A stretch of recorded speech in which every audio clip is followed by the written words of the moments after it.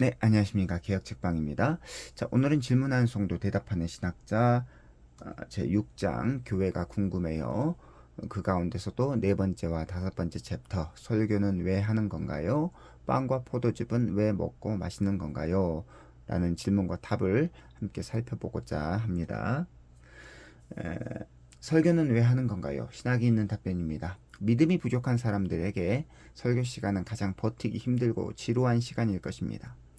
특히 나른한 주일 오전 예배 시간에 평안한 교회 의자에 앉아 설교를 듣는 것은 졸음과 치열하게 싸워야 하는 역전고투의 장일 것입니다. 하지만 설교 시간만큼 중요한 시간은 없습니다. 왜냐하면 하나님께서는 설교 시간을 통하여 성도들에게 은혜를 베풀어 주시기 때문입니다. 그러므로 설교를 은혜의 방편이라고 합니다. 은혜를 받아 누리는 통로라는 뜻이죠. 설교를 통하여 하나님의 언약의 말씀이 풀이되며 그리스도의 십자가 사역이 강론될 뿐만 아니라 하나님께서는 이 복음의 말씀을 통해 믿음을 고취시키고 의지를 새롭게 만들어 주셔서 말씀 안에서 열매 맺는 삶을 살도록 신자들에게 은혜를 베풀어 주십니다. 말 그대로 신자라는 말은 믿는 사람이라는 뜻인데 믿음이 생기기 위해서는 반드시 하나님의 말씀을 들어야 합니다. 로마서 10장 17절 말씀.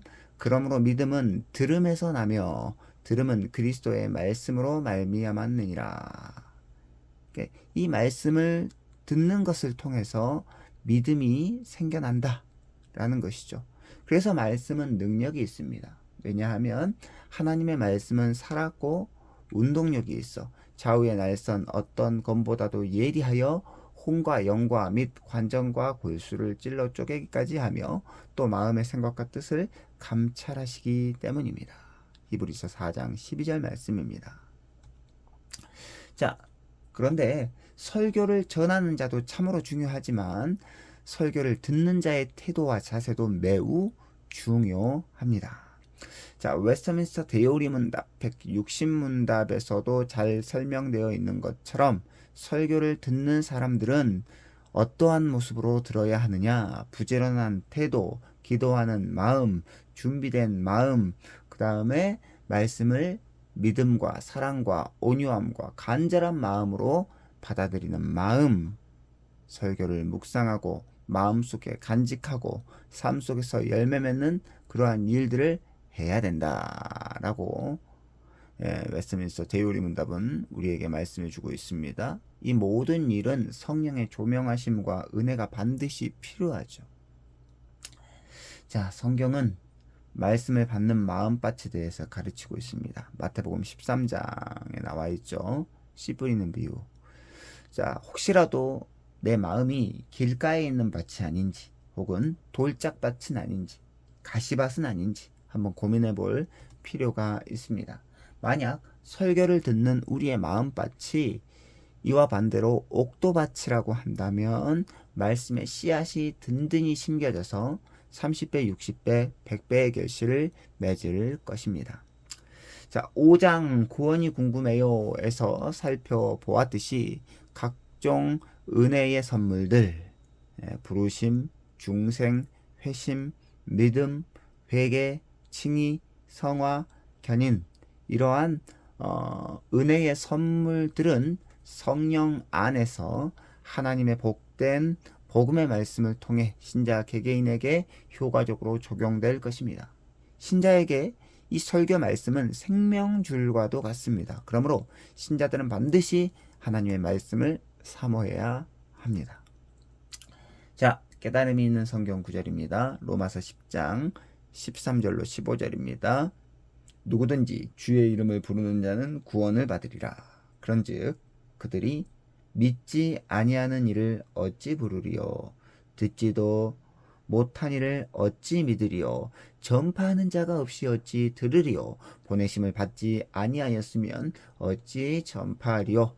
기록된 바 아름답도다 좋은 소식을 전하는 자들의 발이여함과 같으니라. 로마서 10장 17절입니다. 그러므로 믿음은 들음에서 나며 들음은 그리스도의 말씀으로 말미암았느니라.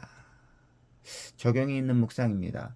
혹시 예배 순서 가운데 찬양 시간은 참 좋은데 설교 시간은 버티기 힘드신가요? 성도들과 삶을 나누며 교제하는 것은 재밌고 즐거운데 설교 시간은 재미가 없으신가요? 자, 개인적으로 성경을 읽고 관련 책을 읽고 또 설교를 듣고 묵상하는 시간을 정기적으로 가지다 보면 하나님께서 은혜를 주셔서 말씀을 사모하는 힘을 불어넣어 주실 것입니다. 말씀이 삶을 이끌고 삶이 말씀을 투영하는 이 복된 경험을 하는 것이 신자들만이 경험할 수 있는 특권이기 때문에 우리는 이러한 말씀을 듣는 일에, 말씀을 보는 일에, 말씀을 공부하는 일에 힘을 다해야 된다라는 것이죠. 다섯 번째 챕터입니다. 빵과 포도즙은 왜 먹고 마시는 건가요? 예수 그리스도께서 부활 승천하신 후 초대교회는 그리스도의 몸과 피를 기념하여 빵과 포도즙을 함께 마시는 성찬식을 주기적으로 거행했습니다. 자, 이 방금 전에 말했던 이 목사의 입에서 선포되는 이 설교는 귀로 들리는 설교라고 한다면 이 빵과 포도즙으로 시행하는 이 성찬, 예수님의 몸과 피를 기념하여 먹고 마시는 이 성찬은 눈에 보이는 설교다라고 개혁자들은 말했습니다. 굉장히 중요하다라는 거죠. 그래서 들리는 설교뿐만 아니라 이 보이는 설교, 성찬 또한 은혜의 방편으로 이렇게 우리는 웨스트민스터 신앙고백서와 또 개혁주의 일치 신조들을 통해서 우리는 확인할 수 있는데요. 교회를 박해했던 사람들은 이렇게 빵과 포도즙을 먹고 마시는 이 성찬식을 하는 이 기독교인들을 식인 집단으로 규정했고 온갖 유언비어를 함께 퍼뜨려서 교회를 핍박했습니다. 왜냐하면 그리스도의 몸과 피를 먹는다는 표현 그리고 그 개념이 마치 사람을 먹고 마시는 것으로 쉽게 오해될 수 있었기 때문입니다. 하지만 이는 성찬식의 본질에 대한 오해였습니다. 교회에서 빵과 포도즙을 함께 먹고 마시는 이 외적인 행위는 성찬, 성만찬, 주의 만찬 등으로 표현되었는데 이 성만찬은 주 예수 그리스도께서 직접 제정하신 의식입니다. 그리고 그리스도께서 십자가에서 몸을 찢기심과 피 흘리심 그리고 죽으심을 이 빵과 포도즙으로 상징적으로 표현하여서 그리스도의 속죄 사역을 영속적으로 기억하기 위한 그 방편으로 이 성찬을 행해라고 하셨다는 것이죠. 로마 카톨릭 교회 같은 경우에는 사제나 신부가 빵과 포도즙의 봉헌 혹은 축복하면 빵과 포도즙의 실체가 그리스도의 몸과 피의 실체로 변한다라고 가르칩니다. 이를 화채설이라고 부르는데요. 그러나 이러한 화채설의 입장에서 성찬을 이해할 경우 성찬이 미신적인 행위로 발전되거나 우상숭배의 여지를 만들 수 있다는 점에서 우리 개신교회에서는 화채설을 줄곧 거부했습니다. 예수 그리스도를 교회의 머리로 두고 같은 신앙을 고백하는 참된 신자들의 모임인 바른 교회 공동체는 빵과 포도즙을 함께 먹고 마시며 예수 그리스도의 영적인 임재를 함께 경험하는 은혜를 누리게 됩니다. 칼빈이 말하는 영적 임재설을 우리는 끝까지 고수하는 것이죠. 빵과 포도즙의 실체가 물질적으로 변하는 게 아닙니다. 자, 예수 그리스도의 십자가 사역의 유익을 그리스도와 연합한 상태에서 영적으로 함께 공유하여 십자가의 속죄 사역의 은택을 교회 공동체 전체가 영적으로 받아 먹고 누리게 되는 것이죠.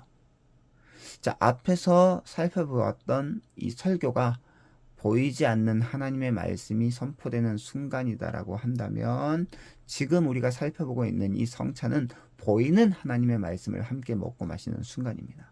그러니까 설교는 보이지 않는 들리는 하나님의 말씀, 성찬은 눈에 보이는 하나님의 말씀이다라는 것을 기억하십시오. 그러므로 이 성찬은 예수 그리스도를 고백하고 영접한 후에 자기를 영적으로 돌아볼 줄 아는 경건한 사람들, 즉 신자들에 한해서 참석시켜야 하며 불경건한 사람들은 이 거룩하고도 신비로운 순간에 자의로 참여하여서 성찬의 떡과 이 포도즙을 먹고 마실 수 없다라는 것을 기억하는 것이 중요합니다. 자, 예수 그리스도와 연합한 신자만이 이 복되고 신비로운 성찬식의 의미를 깨닫고 자기 몸을 분별하여 온전히 성찬식에 참여할 수 있습니다. 자, 깨달음이 있는 성경 구절입니다. 빵과 포도즙은 왜 먹고 마시는 것인가요? 자, 고린도전서 11장 23절로 25절입니다. 내가 너희에게 전한 것은 주께 받은 것이니 곧 주 예수께서 잡히시던 밤에 떡을 가지사 축사하시고 떼어 이르시되 이것은 너희를 위하는 내 몸이니 이것을 행하는 자는 나를 기념하라 하시고 식후에 또한 그와 같이 잔을 가지시고 이르시되 이 잔은 내 피로 세운 새 언약이니 이것을 행하여 마실 때마다 나를 기념하라 하셨으니.